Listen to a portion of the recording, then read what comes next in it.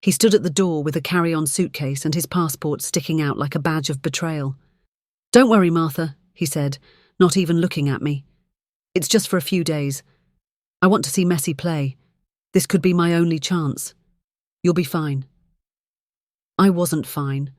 I was 82 years old, 7 months pregnant with twins no less, and already taking care of our 2 grandkids after their mum vanished.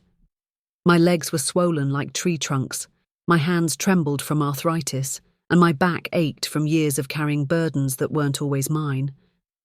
And he just left. No hug, no goodbye kiss, no promise of when he'd be back. Just that one ridiculous sentence. "I just want to see Messi playing." That was 3 years ago. 3 birthdays, 3 Christmases, 3 years of silence. No postcards, no calls, no money, not even an email. Just vanishing like a puff of dust into the Miami crowd, chasing a footballer who didn't even know he existed. I sat down on the edge of the couch after he walked out, holding my belly and whispering, "What am I going to do now?" My grandkids, Cody and Lily, stared at me with wide, frightened eyes. Cody was 7 and smart enough to know something was wrong. Lily was 5 and still carried her bunny everywhere, sucking her thumb when anxious. That night, I cried in the bathroom so they wouldn't see me. I wept until my gums ached and my knees buckled. But here's the thing, I hadn't even introduced myself yet. My name is Martha Jean Whitmore. I'm an 82-year-old retired librarian from Springfield, Illinois. I used to wear my blonde hair up in tidy buns, matching my twin sets and reading glasses. But now my hair's more silver than gold, and my eyes carry stories too heavy for paper. I was never supposed to raise more children. My husband, George, was supposed to be my last chapter, not my undoing. But life has a way of throwing curveballs, doesn't it? Let me tell you what led to this madness. It started about 6 months before he left on a sunny Wednesday.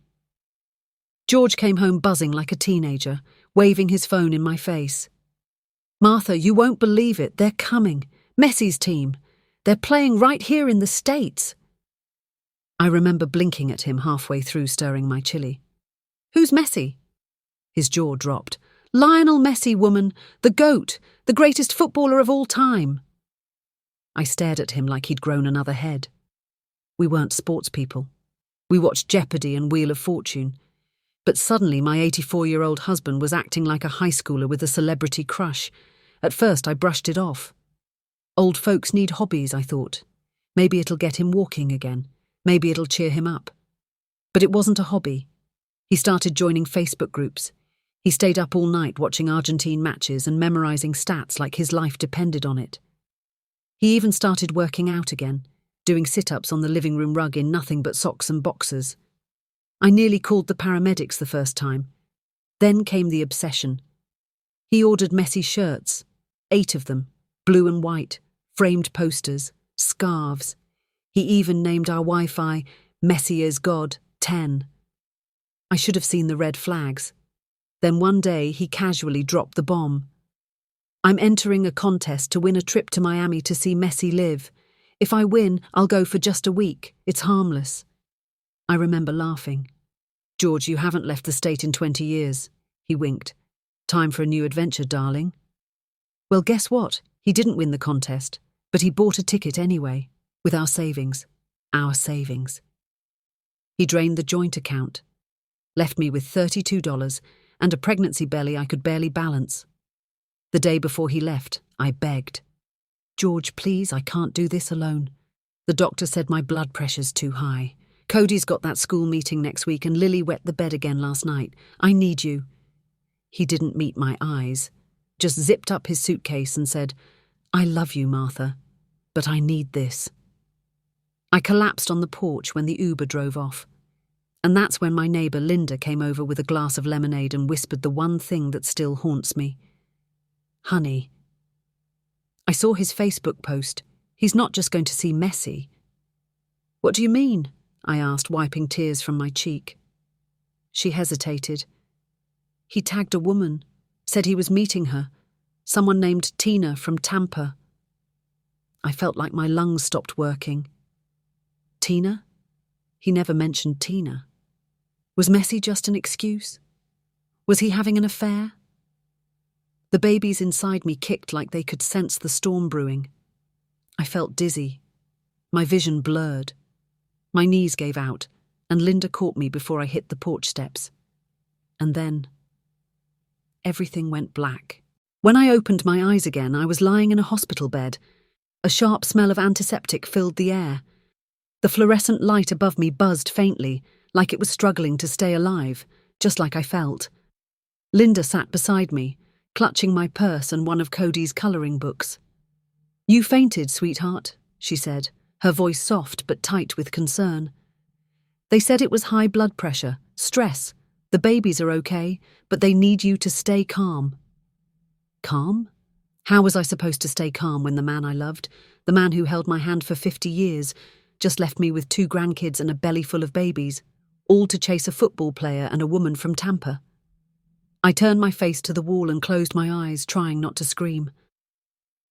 The nurse came in shortly after with a clipboard. Young girl. Her name tag read Rachel. She had a warm smile and blonde curls like I used to. "You're stable now," she said. "But you'll need to be monitored. It's not safe for someone your age to carry twins without support." I nodded weakly. I wanted to tell her I had support, that George was just on a quick trip, that he'd be back. But even as I thought it, I knew it was a lie. The next few days blurred into one another. Linda stayed with the kids at home. Cody asked where Grandpa was, and I couldn't lie. I told him the truth, as gently as I could. "Grandpa went to watch a football match," I said. He looked confused. "He left, just like Mommy did?" That one sentence cracked me open in places I didn't know still existed. Lily didn't say much. She just started sleeping in my bed every night, holding my arm like it was her last anchor. I was discharged after 3 days. The doctor handed me a long list of precautions. No lifting, no stress, no staying alone too long. I laughed when I got home, because how was any of that possible? George was still gone. His phone rang out with a mechanical voice. "The number you are trying to reach is unavailable." His Facebook page hadn't updated since the day he posted a selfie at the airport with a caption that still burns in my brain. "Off to live my dream. Messi, here I come. Just freedom. Just football life. Just no fear." Freedom? What was I? A prison sentence? I tried contacting the airline, but they said privacy laws kept them from sharing passenger information. I filed a missing person report, and the police politely nodded, but I saw the pity in their eyes. "Ma'am, with all due respect, he's not missing. He's just gone." They were right. But gone where? A week later, Linda knocked on my door, holding her iPad close to her chest like it carried secrets she didn't want to share. "I didn't want to tell you, Martha, but I think you need to see this." She handed me the tablet. It was a screenshot of a live stream from a sports bar in Miami.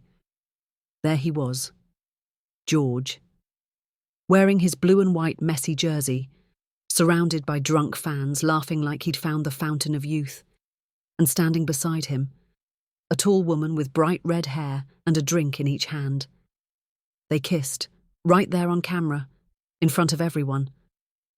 My hand trembled so hard I almost dropped the tablet. I stared at that image until my vision blurred again. Not from fainting this time. From rage. How could he? How could a man who'd seen me through cancer scares, who danced with me under Christmas lights, who kissed my forehead every night, how could he become that man? I walked into the kitchen and opened our emergency fund jar, the one we'd kept hidden behind the spice rack for rainy days. It had exactly $12 in it. I picked it up and laughed bitterly. "Well, it's pouring now, George." The next morning I called my daughter-in-law in Ohio. She and my son had 2 teenagers and a finished basement. "Marilyn," I said, trying to keep my voice calm, I might need a little help." She hesitated. "Martha, we love you, but we're stretched thin already, and with the twins coming." She didn't finish. She didn't have to. I was alone. Just me, 2 grandkids, a leaking roof and twin babies due in 6 weeks. That night I stood in the kitchen, watching Lily sleep in a pile of couch cushions, and I made a decision. If George wanted to chase football and redheads, fine, but I wasn't going to crumble. I pulled out a notebook from the drawer, flipped to the first page, and wrote in big block letters, Martha's war plan. I listed every bill, every piece of food in the pantry, every neighbour who owed me a favour. I made schedules for the kids. I even called the library to see if they had part-time remote jobs for senior citizens. I didn't care if it meant shelving books or proofreading kids' stories. I was going to survive. But just as I was getting ready to turn in for the night, there was a knock on the door. It was nearly 11 p.m. I froze. Nobody visits that late unless it's trouble. I tiptoed to the peephole, and my heart dropped. It was Tina from Tampa. She stood there with a suitcase and a toddler. She knocked again, and then she said something that chilled me to the bone. I'm looking for George. He said this was his home. I didn't open the door right away. I stood there, my hand frozen on the knob, heart pounding against my ribs like it was trying to escape. The woman on the porch, Tina from Tampa, was shifting her weight from one foot to the other, trying to soothe the toddler at her side. A little boy, no older than 3, with curly brown hair and sleepy eyes. She knocked again, firmer this time. Hello, she called out. Is George here? He said he'd meet me here. He said this was his home. Her voice wasn't angry. It wasn't demanding. It was tired, worried even, and it made me hate him more. I opened the door slowly, keeping the screen locked between us. I'm Martha, I said, George's wife. She blinked like she hadn't heard me properly. Her mouth opened, then shut. Her gaze swept over my face, my swollen belly, and then drifted down to the 2 small children curled up behind me in the living room. Oh, she whispered. Yeah, I said flatly. Oh. She looked like she'd seen a ghost. He told me he was divorced, that he lived here alone, that he'd fixed the place up and was ready for a new life. He even sent me pictures of your garden. My garden? I repeated, stunned. I'm so sorry, she said quickly, tears springing to her eyes. He said he was done with the past. He said I could come and stay with him, that he wanted to start over. I sold everything, quit my job, packed up my kid, his kid actually, and came here. I stepped back from the door like I'd been slapped. His kid? She nodded. He's 3. His name is Jake. George said he wanted to be a real father now, that he regretted not being there at the start. He promised he'd be waiting for us at the airport, but no one came. I've been calling him for days. Nothing. Then I found this address in his email.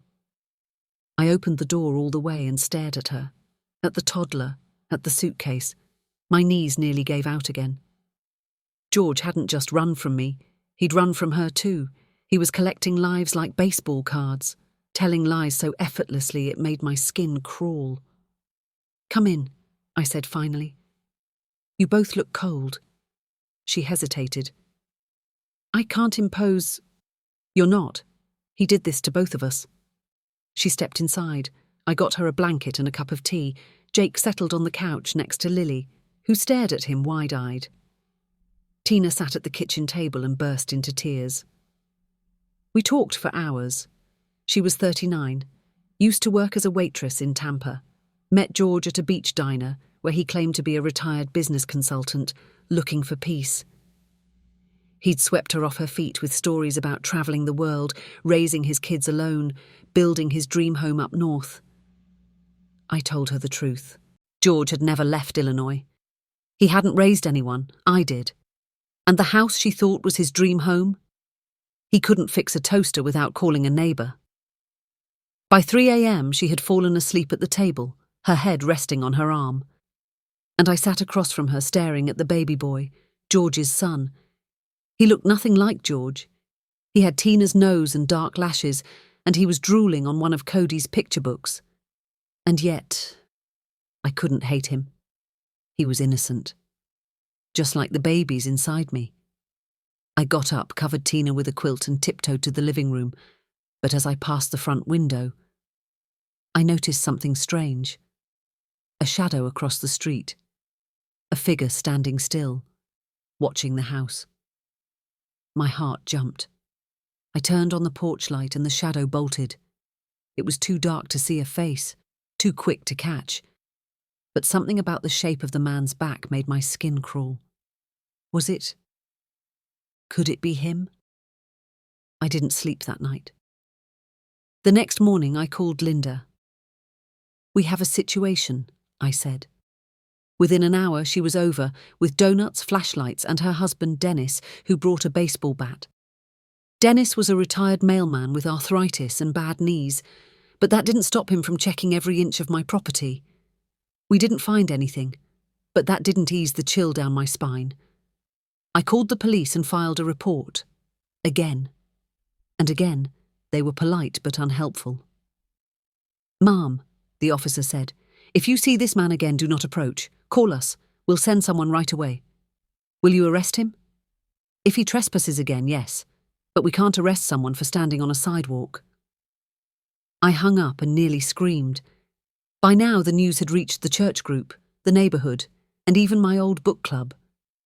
People brought casseroles, some offered cash, others just stared like I was a headline on Facebook. The blonde grandma who got abandoned while pregnant by a man who went to watch football and never came back. That's how they talked about me now.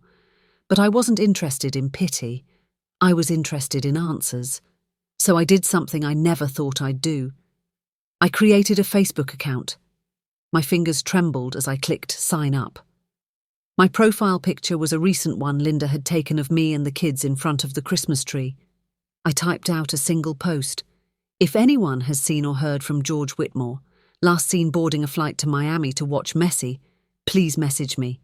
His wife and children are looking for him." I hit post and waited. Hours passed. Nothing. Then, a ding, a message, from someone named Nikki Blue 87. "You don't know me, but George stayed at my Airbnb in Orlando last month. He said he was divorced and travelling the world, left without paying. Took my wallet. I saw your post. I'm sorry.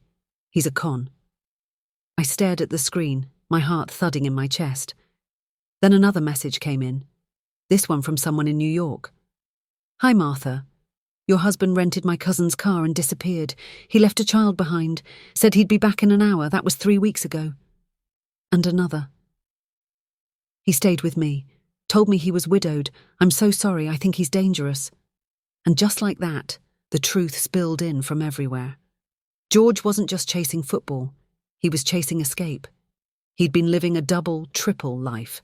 Scamming women, using kids as emotional leverage, lying about who he was. And all the while, I was home. Pregnant. Alone. But not anymore. I printed out every message, every photo, every name. I created a folder, a war chest. I wasn't just going to survive anymore. I was going to fight back. And the first step, hiring a lawyer. Because if George thought he could disappear and leave me holding the wreckage, he clearly forgot who I was. Hiring a lawyer was like declaring war, and I didn't do it quietly. I put on my old blue blazer, the one with gold buttons that George always said made me look too stern. I looked at myself in the mirror, straightened my spine, and thought, good. Stern is what I need to be. The law office of Harlan Pierce sat downtown, just past the bakery where George used to get his favourite cherry danishes. That memory alone made me grit my teeth as I walked past it, cane in hand, belly heavy, with Tina and Jake waiting in the minivan out front. Inside the law office I met her, Rebecca Pierce, a woman who couldn't have been more than 35, with sharp eyes and even sharper instincts. She didn't flinch when I explained my story. Didn't blink when I handed her the folder of screenshots, emails, photos of George kissing women who weren't me, and messages from strangers he'd conned. She just leaned forward, steepled her fingers, and said, "Mrs. Whitmore, we have a case." I felt something uncoil in my chest, like hope, like breath. "I want to do whatever I can," I said. "Not just for me, for my grandchildren, for these twins, and for the other women. He can't keep disappearing." Rebecca nodded. He won't. That day, we filed paperwork to freeze any joint assets. George had emptied the primary savings, but Rebecca was able to trace old pension deposits and accounts he'd opened behind my back. We sent out letters to banks, alerted the IRS, and even contacted Social Security. George Whitmore was now a hunted man, by the law, and by me.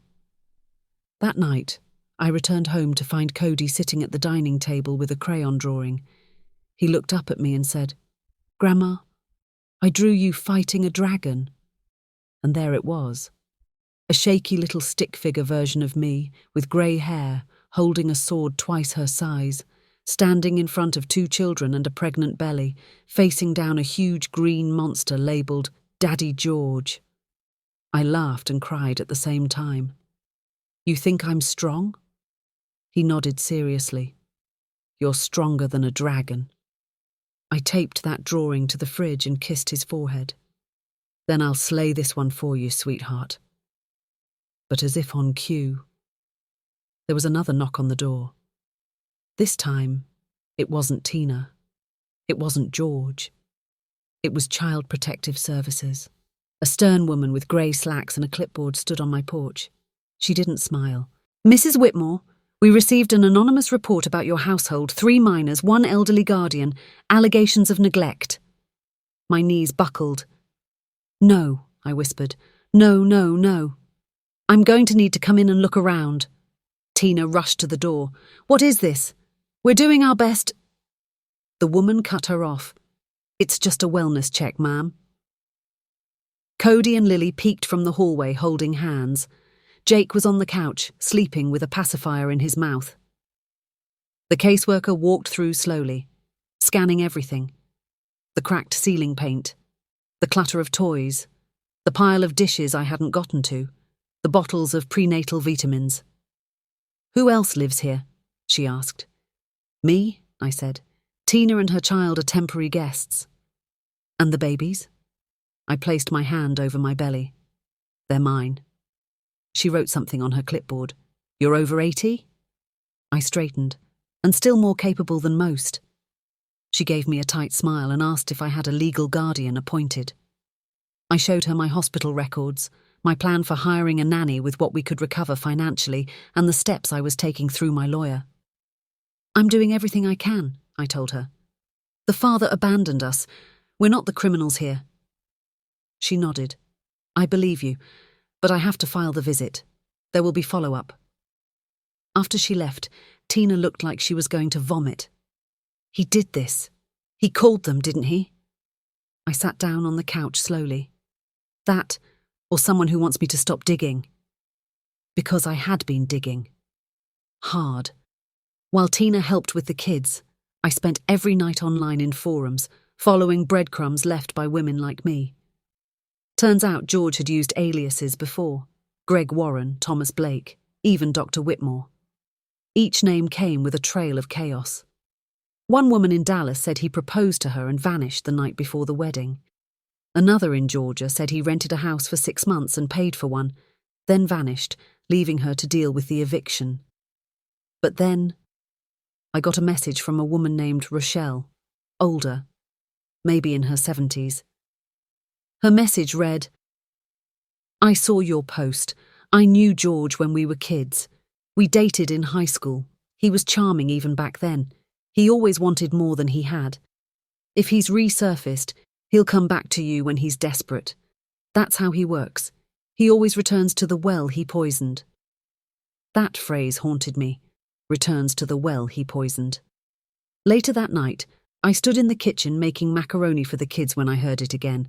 A sound on the porch, a shuffle. I grabbed the flashlight. I opened the door, and there, under the dim porch light, sat a large envelope. No return address, just my name.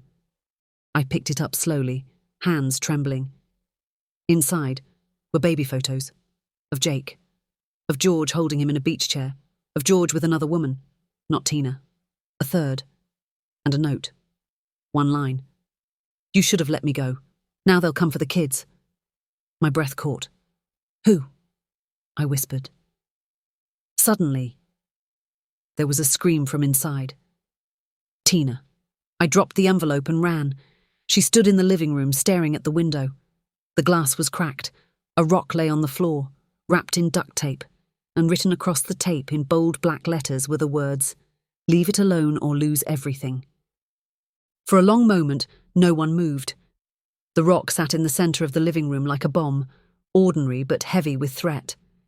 Tina stood frozen, one hand over her mouth. Jake started to cry. Lily clung to Cody, and I stepped between them, my heart pounding so hard I felt it in my ears. I picked up the rock slowly, careful not to touch the tape. "Call the police," I whispered. Tina nodded, fumbling with her phone, her hands shaking too much to unlock the screen the first time. I checked the window, cracked but not shattered. Whoever threw the rock hadn't meant to break in. They wanted to scare us. And it worked. The kids were sent upstairs, huddled together with pillows and snacks while we waited for the police. 2 squad cars pulled into the driveway with their lights off, quiet as ghosts. One officer stayed by the porch while the other walked in and examined the note. He held it up with gloves, frowning. "You've been receiving threats before this?" I showed him the envelope, the photos, the online messages. Tina told him everything about George, how he vanished, how he lied, how she'd followed him to my door only to find out she wasn't the first or even the second. He took it all down. Then he said something that chilled me. "Mrs. Whitmore, it's possible you're dealing with more than just one angry man." "What do you mean?" He hesitated. "These threats, they're not just personal. This language, they'll come for the kids. This sounds like someone who's involved in something larger, organized, criminal even. It could be connected to identity theft, fraud, maybe even trafficking." I stared at him. "He's just an old man." "No, ma'am," the officer said gently. "You'd be surprised how dangerous old men can be, especially when they're desperate." After the officers left and filed their report, Tina and I sat up in the living room with every light on, drinking decaf coffee and jumping at every creak in the floor. "I can't stay here," she whispered. "What if they come back? What if they take Jake?" I reached across the table and gripped her hand. "They're not taking anyone." I didn't sleep that night.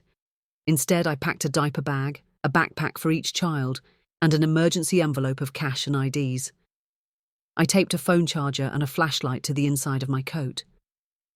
If something happened, I would be ready. But by morning, the house was quiet again. Too quiet. That's when I got a call from Rebecca, my lawyer. "Martha," she said, "you're not going to like this." "Tell me." "I got a notification this morning. Someone tried to access your medical records from a hospital in New Jersey." My stomach dropped. "That's not possible." "It was flagged. They used your full name, birth date, even your Medicare info, but the IP address traced back to a device in a hotel lobby." My hand gripped the phone tighter. "George? I can't prove it, but I called in a favour. A friend who works with digital tracing. She says the device was also used to access an airline website, checking flights from New Jersey to Springfield." I went cold. "He's coming back. That's my guess, or someone is. You need to be prepared, Martha. If he wants something, money, the kids, your ID, he's running out of time to take it." I hung up and stared out the window for a long time. The snow had started falling again, light and silent. The world outside looked peaceful, but inside me, a storm was building. I walked to the bookshelf and pulled down the old photo album. There he was, George at 30, holding our firstborn. George at 40, wearing a paper crown on Thanksgiving. George kissing my cheek outside a church, smiling like he'd never hurt a fly. What happened to that man? Was he always this way? Or did something break inside him when he realized the life he built couldn't distract him from the emptiness? I flipped through the pages until I found it. A picture from 1978.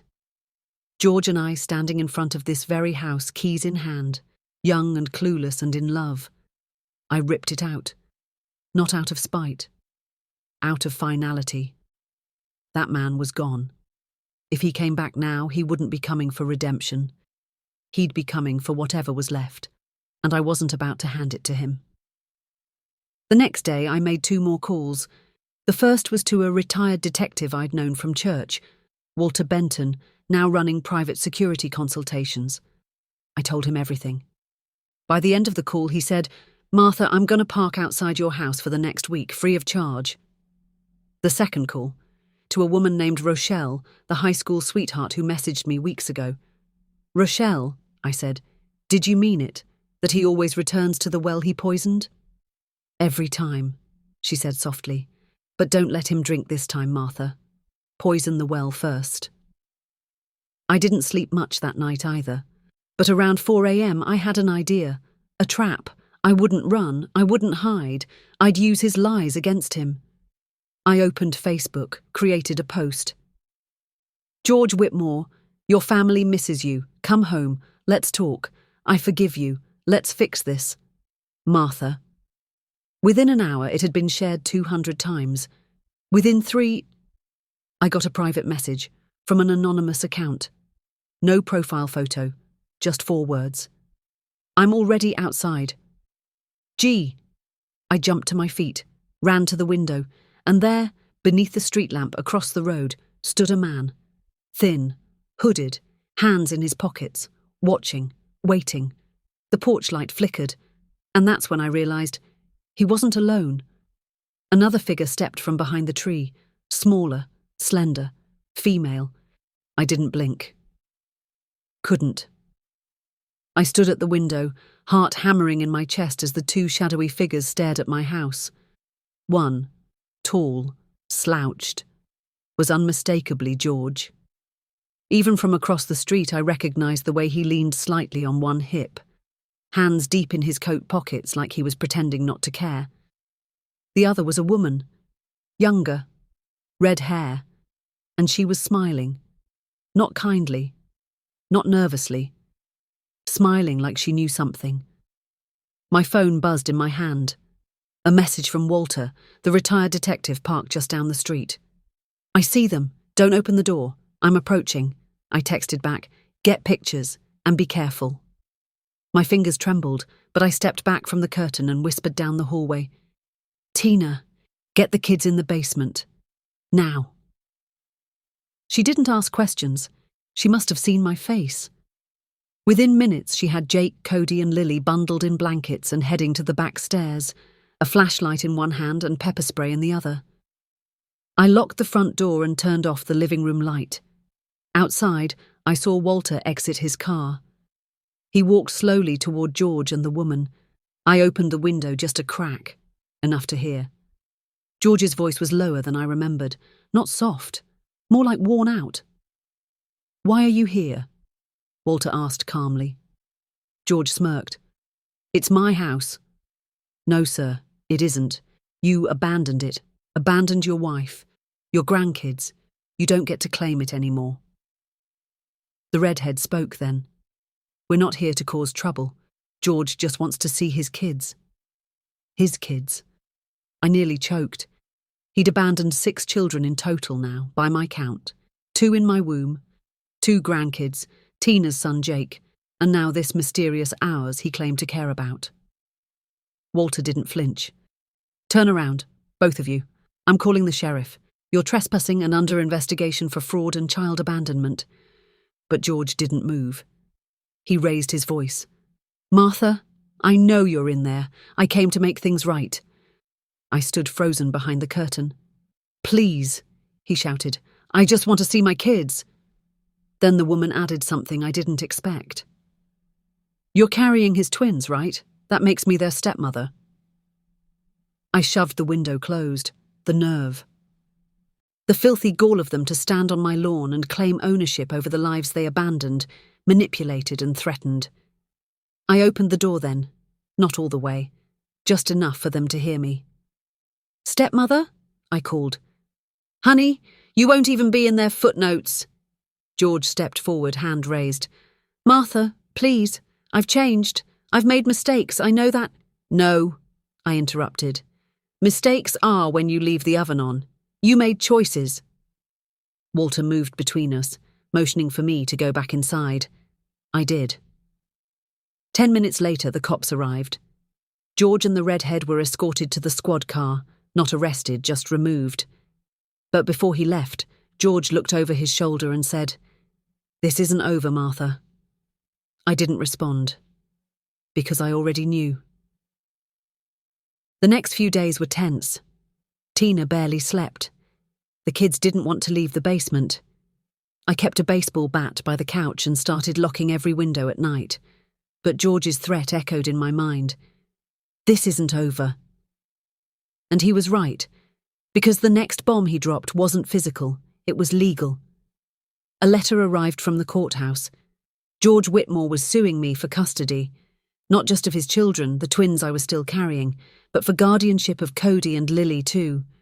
The paperwork claimed I was mentally unstable, physically unfit, and emotionally compromised. He said I had a stranger living in the house with children, referring to Tina, and that I had a history of fainting spells and erratic behaviour. He included screenshots of my Facebook post, claiming it showed confusion and instability. He even referenced the police visit after the rock was thrown, twisting it to suggest I was creating a dangerous environment. Rebecca, my lawyer, sat across from me and shook her head. He's setting the stage. If he can prove you're unfit, he can take them. Or worse, get access to your benefits, your house, your medical insurance. People like him, they don't stop until they've drained every vein dry. Tina burst into tears right there in the office. "I'll testify," she said. "I'll tell them everything." "We all will," I added. "Every woman, every victim, every child he left behind." And that's when it hit me. George wanted to take everything, but he underestimated the one thing I had that he didn't: community. Over the next 2 weeks, I gathered every woman who had reached out online. We created a group chat, then a Zoom meeting, then filed a joint statement with Rebecca detailing years of manipulation, financial fraud, abandonment, false identities, and child neglect. One woman flew in from Florida just to testify. Another mailed me documents, hotel receipts, fake business cards he used, and even a fake marriage license he forged. With Rebecca's help, we submitted it all. And just when I thought I'd seen everything, another name popped into our group chat. A woman named Annalise. Her message simply said, "I'm his first wife. I've been looking for him for 40 years. 40. My hand flew to my chest. That night, Annalise called me. She was now 86, living in Oregon, and had never legally divorced George. He married me while still married to her. Bigamy. A felony. The next morning, Rebecca called with the update. "We're not just filing a custody defense now," she said. "We're filing criminal charges." I sat down at my kitchen table and cried, not because I was afraid, but because I finally wasn't alone. But just when I allowed myself to breathe again, another letter came. Not from George. From his lawyer. Attached was a single document, a DNA test.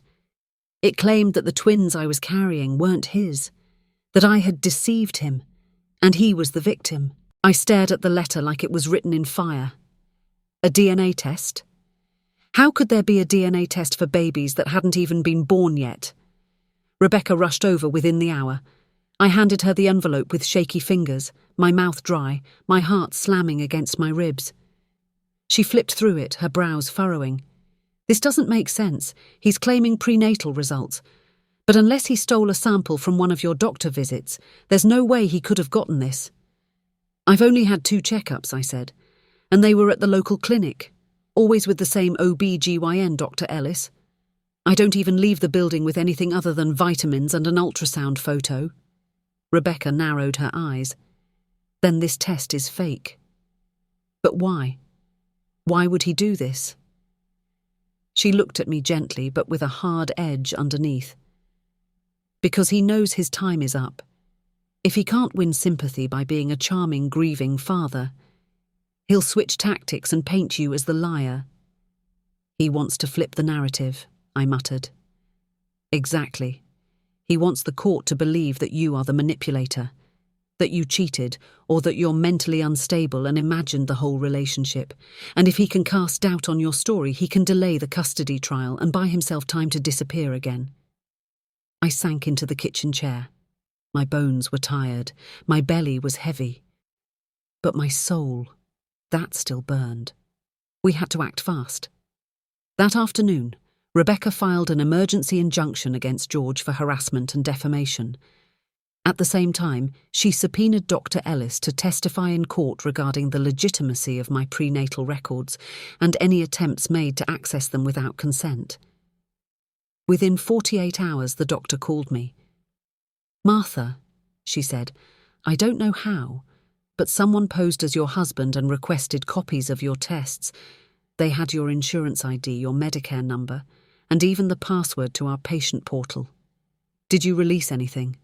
"No, the request seemed off, so I flagged it.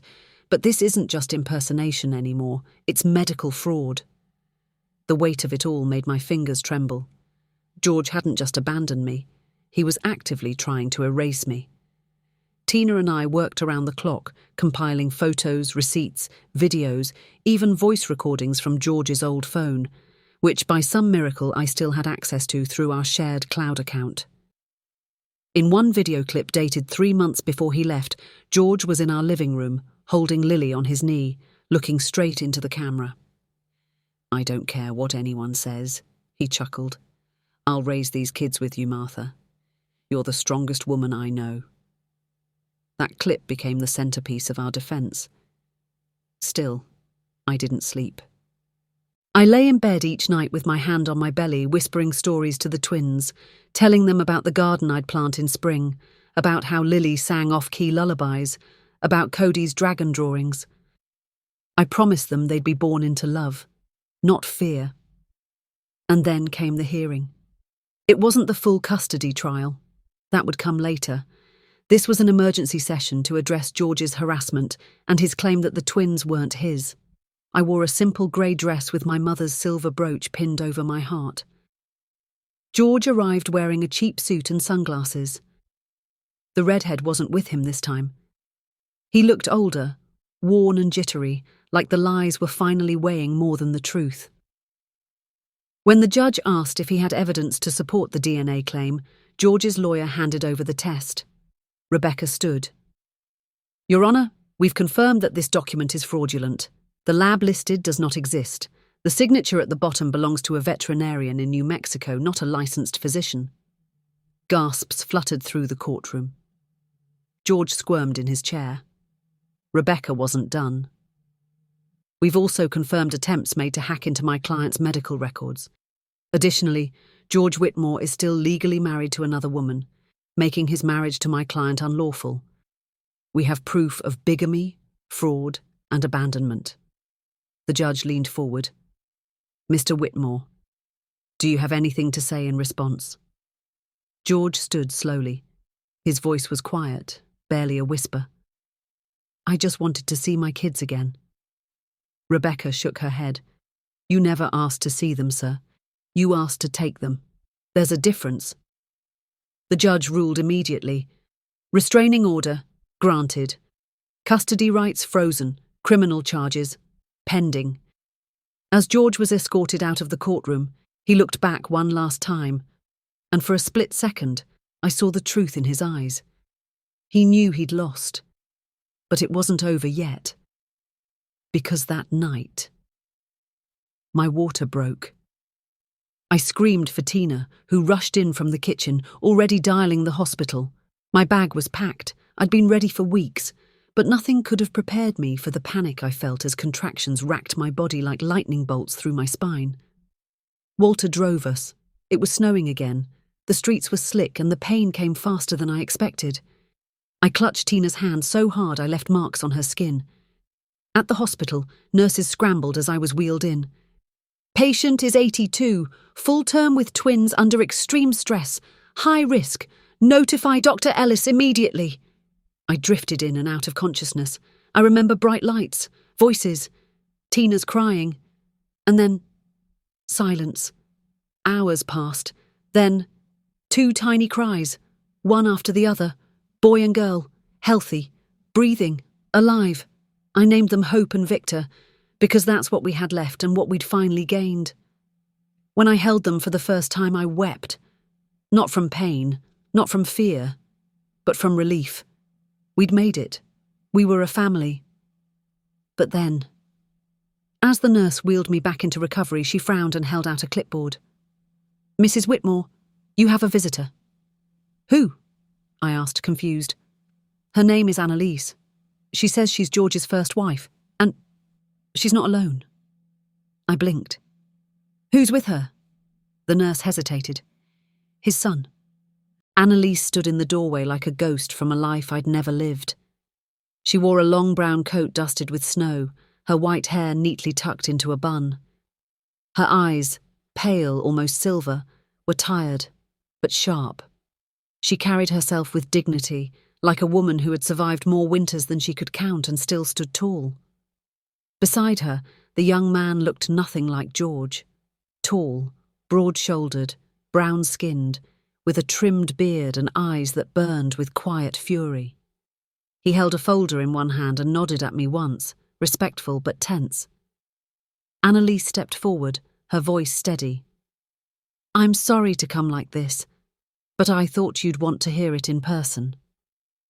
I nodded slowly, still holding my newborns, Hope asleep on my chest, Victor suckling lightly under the blanket. She glanced at them and smiled. "They're beautiful." "Thank you." Then she turned to the young man. "This is David. He's George's oldest, my son, from when we were just kids ourselves." David didn't smile. He handed me the folder. Inside were court documents, handwritten letters, and an old photograph, George as a teenager, arms around a young Annalise standing beside a baby carriage. "He left when I was 22, Annalise said. Said he'd gone to get cigarettes, never came back." David added, "I never knew my father, but I knew what he did. He married another woman in Texas after Mom. Then you, then the redhead. Probably more. You're not the only ones." I flipped through the papers. Divorce never filed. Arrest warrants that were buried in bureaucracy. "Why now?" I asked. "Why come here now?" David leaned forward. "Because I found him." My breath caught. "You what?"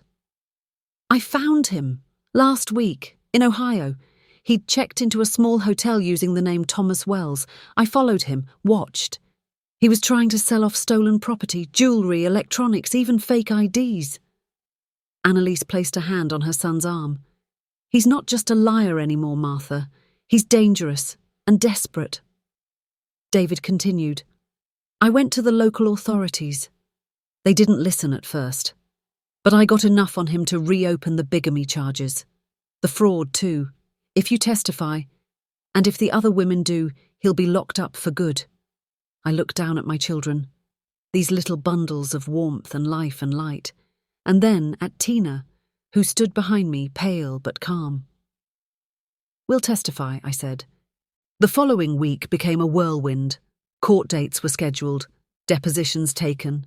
Women from across the country joined the effort, each with her own scar, her own story, her own broken promise from George Whitmore. We created a coalition, led by Rebecca and reinforced by a civil rights firm that took the case pro bono. They saw what we saw, a man who'd spent decades manipulating women, stealing from families, and slipping through legal cracks like a snake through tall grass. And now? We were closing the gaps. A federal investigation was opened, charges stacked, bigamy, medical fraud, child abandonment, identity theft, tax evasion, and more. They arrested George outside a liquor store in Ohio. He was wearing a Yankees cap and trying to sell a forged watch to a pawnshop clerk. He didn't even resist.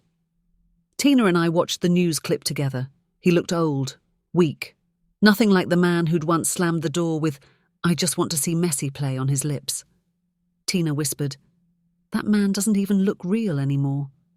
"He never was," I said. "But justice doesn't bring peace all at once, especially not when you're 82 with newborn twins, 2 traumatized grandkids, and a house full of unpaid bills. So I made a choice. I sold the house. The place that held decades of memories, good, bad, and everything between.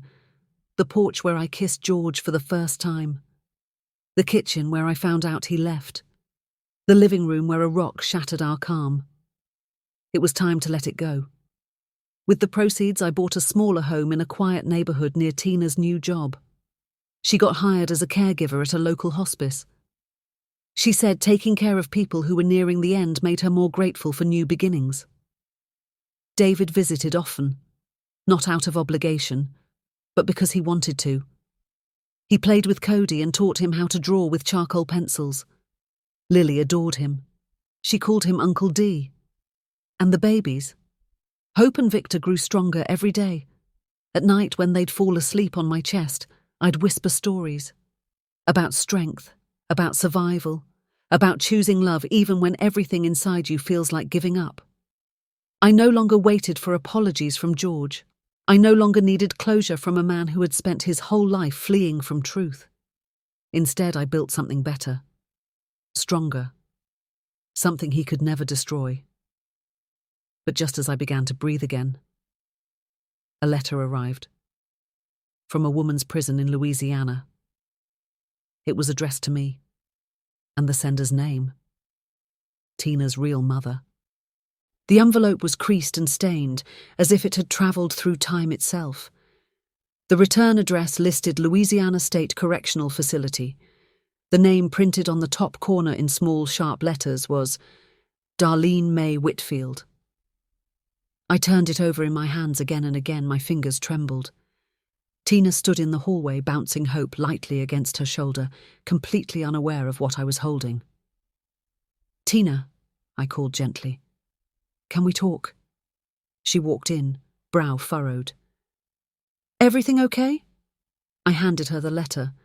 Her eyes froze. That's my mother's name. I haven't opened it." Tina sat down, shifting the baby to her lap as she read the name aloud. "She's in prison. She's been in since I was 9. I never told you because, well, she was violent. When my dad died, she snapped. She hurt me. I ran." I placed my hand over hers. "You don't owe me an explanation." She swallowed hard. "You think I should open it?" "Only if you want to." She did. Her hands shook as she peeled open the envelope, then unfolded the lined paper inside.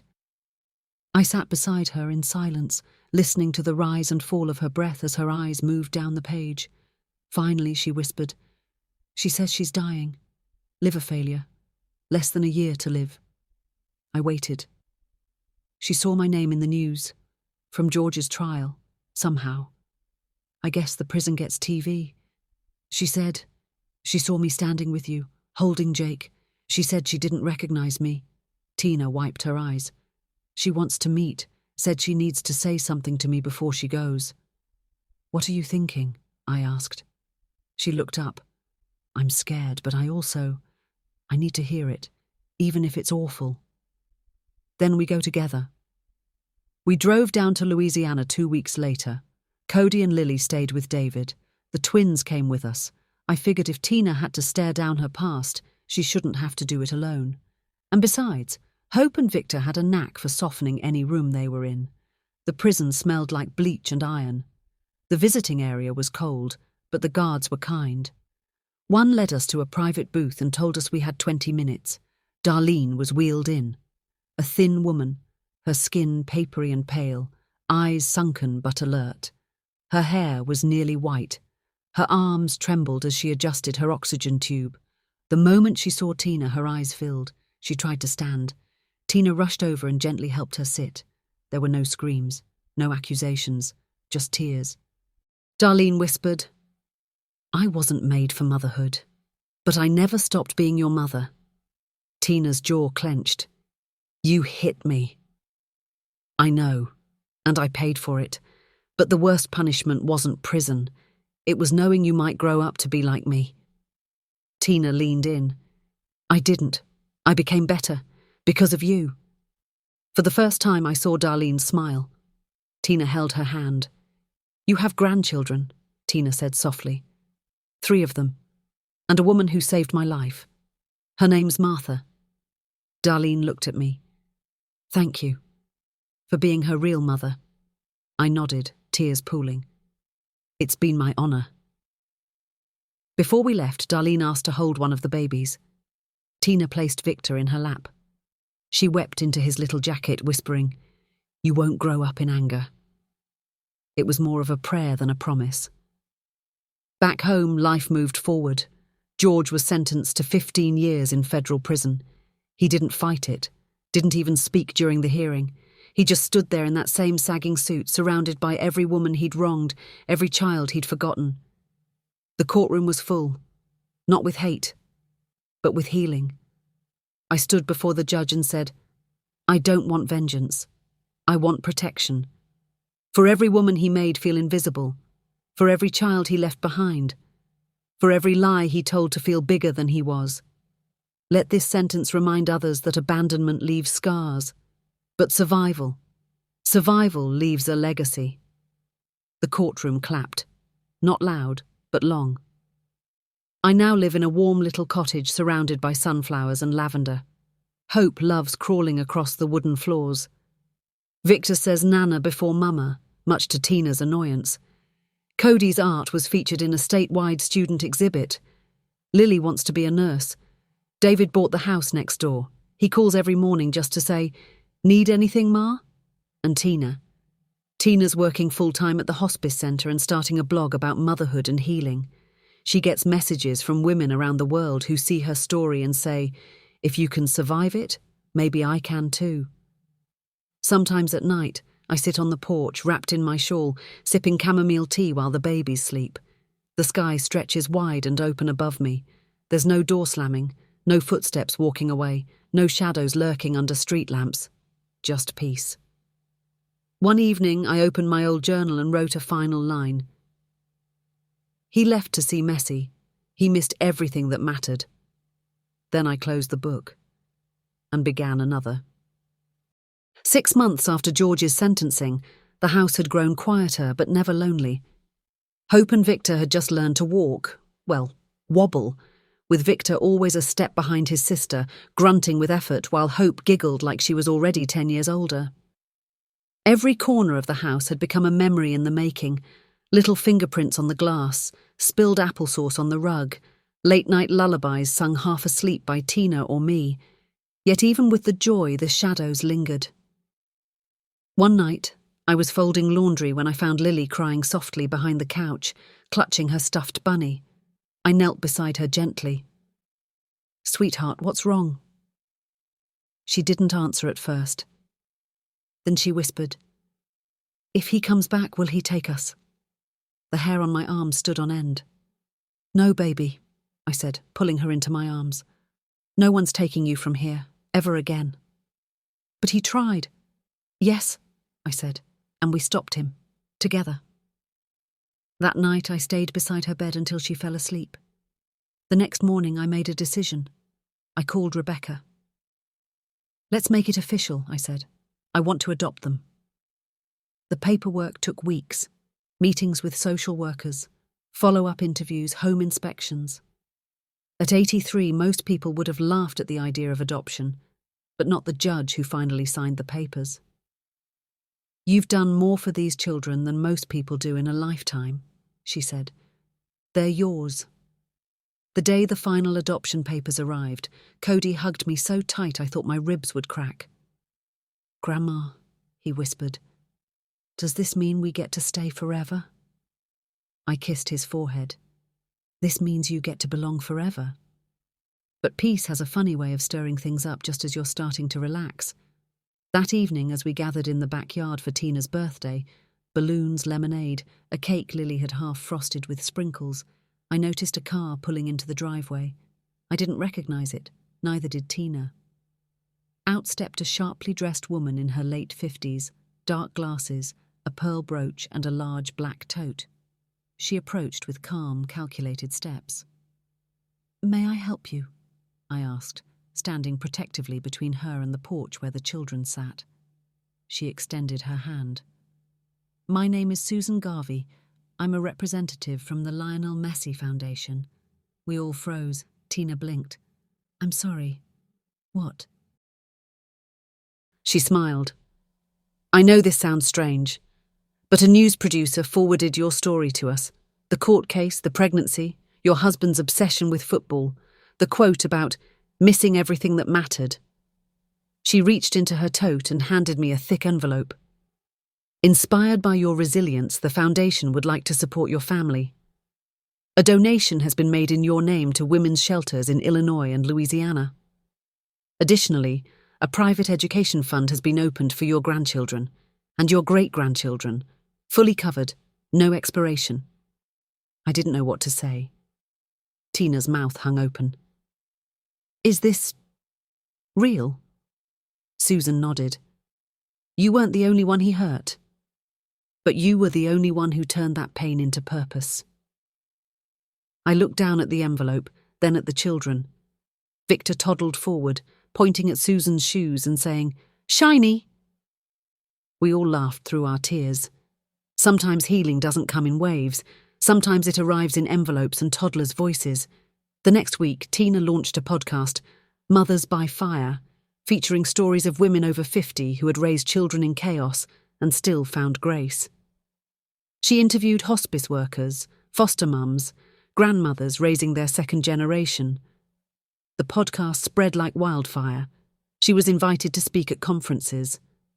One woman from South Africa called in just to say, "Your story helped me walk away from the man who hit me." Cody became obsessed with architecture. Lily started learning piano. David began mentoring boys who grew up without fathers, using his and George's fractured past to teach them how not to be men. As for me, I got an award. A surprise nomination for the State Caregiver of the Year, presented by the Illinois Family Support Network. When they called my name, I stood on stage in a long blue dress with Victor on one hip and Hope clapping her chubby hands beside me. I gave a short speech. People always say I should be resting at my age, but rest doesn't heal the broken. Only love does. And love, no matter how late it shows up, can still save a life. The crowd stood, and I cried. Not because I was tired, but because I wasn't anymore. One day, a letter came, no return address, just a small note in neat cursive. I saw the news. I saw what you became. I wanted everything. You gave everything. I'm sorry. G. I didn't cry. I folded the letter and slid it into a drawer full of baby drawings and legal documents. George was now part of history, but we were the future. It was a quiet morning, the kind of morning where sunlight filters through the kitchen window in soft golden threads and the smell of cinnamon toast lingers in the air. The babies were still sleeping. Cody was outside sketching the garden for his school project, and Lily sat at the piano bench plunking out a song she'd heard on the radio. Tina was on a podcast interview in the next room. I could hear her voice through the thin wall, steady, calm, and now confident. She was telling a listener in Alabama how she forgave her past, not because it deserved it, but because she did. I closed the curtain softly and turned back to the table, where I was writing something I never thought I'd write. My will. Not because I was giving up, no, but because I was finally ready to pass the baton. I wanted everything documented, not in fear of death, but in celebration of life. The house, now paid off through the donation from the foundation, would go to Tina and the kids. My journals would go to Lily. She had always been the listener, the dreamer. The old locket George gave me on our 5th anniversary. That would go to Hope, not because of what it meant, but because of what it no longer had to mean. Victor would get the dragon painting Cody made, the one he always pointed at with awe. Cody, bless his creative soul, would get my father's old drafting tools, the same ones that built the kitchen table we now ate around every night. And my rocking chair, where I had cried, prayed, nursed and dreamed, would stay by the window for anyone who needed stillness, because stillness had saved me. 3 months later, a film crew showed up, not flashy, just 2 young producers, one from California and one from Boston. They'd read about the story, widow, grandma, pregnancy at 82, Survival, fraud, justice, motherhood. They wanted to tell it. I almost said no. But then I saw Lily watching from the hallway, her head tilted like she already knew the right answer. I said yes. The documentary was called The Woman Who Outloved a Liar. It aired in small festivals first, then streaming platforms picked it up. Then it went viral. Not because it was flashy, but because it was true. Letters flooded in, from grandmothers who raised their children's children, from women in shelters, from nurses, librarians, teachers, even teenagers who said, "I didn't think anyone like me could be that brave." One letter came from a 12-year-old boy in Montana. "Dear Ms. Martha, my dad left too, but I want to be like Victor. I want to grow up happy. My mum says I already am. Thank you." I wept, but this time, my tears tasted like pride. One spring afternoon, we held a block party in our new neighbourhood. The yard overflowed with people, neighbours, podcast listeners, church members, old friends from my library days. Cody led a group of kids through a cardboard castle he built himself. Lily played the piano in the living room like a young woman made of music. And Tina? Tina stood under a string of lights holding a microphone. She thanked everyone for coming. Then she said, "There was a time I didn't know what family meant, but now I know. It's not about blood. It's about who shows up and stays." She looked at me. She stayed, even when the rest of the world left. I held Victor on one hip, Hope on the other, and I realised something. I didn't just survive George. I outlived him in every way that mattered. His legacy was pain, mine was love, and love lasts longer. I received one final letter from the prison. This one wasn't from George. It was from a volunteer chaplain. "Dear Mrs. Whitmore, George passed away last night. He requested no visitors, no funeral, but he left behind a note. It read, 'I never understood what love was until she stopped giving it.'" I stared at the paper for a long time. Then I tore it in half and threw it in the fireplace. I didn't need his regret. I had my redemption. I'm 91 now. Still here. Still rocking babies. Still answering podcast emails. Still folding laundry. Still singing lullabies in broken notes. The world sees me as a miracle. But I'm not. I'm just a woman who refused to disappear. If you're reading this, watching this, hearing this, please know something.